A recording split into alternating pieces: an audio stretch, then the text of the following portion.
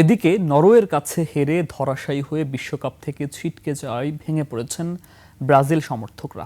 ঢাকা বিশ্ববিদ্যালয়ের টিএসসি ও হাজী মোহাম্মদ মহসিন হলের মাঠে খেলার শুরুটা আনন্দঘন হলেও ৯০ মিনিটের মাথায় বিষাদে পরিণত হয় পুরো পরিবেশ।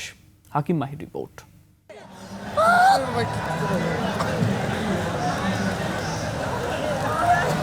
এভাবেই স্বপ্ন ভঙ্গ হলো ব্রাজিল ভক্তদের। এক বুক আনন্দের ম্যাচটি শেষ ১০ মিনিটে বিষাদে পরিণত হয়।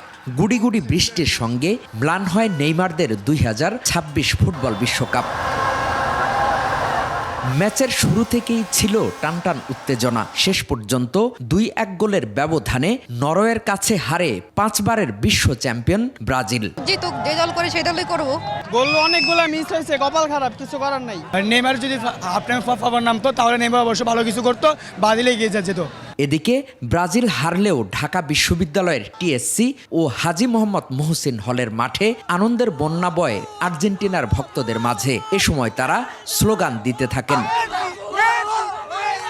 ভাই আমরা আর্জেন্টিনার সাপোর্টার, ভাই দেখতেছো নরওয়ে কি করতেছে ব্রাজিলকে, ম্যান ওরা নাকি ফাইনাল খেলবে, ওরা নাকি অ্যাকশন নিবে। তবে ব্রাজিলের অনেক ভক্তই এই হারকে মেনে নিতে পারছেন না। শেষ পর্যন্ত জেতার অপেক্ষায় ছিলেন তারা, কিন্তু ৯০ মিনিটের পরে বাড়তি সময় শেষ হলে ক্ষণিকের জন্য থমকে যায় পুরো ঢাকা বিশ্ববিদ্যালয়ের গ্যালারিগুলো।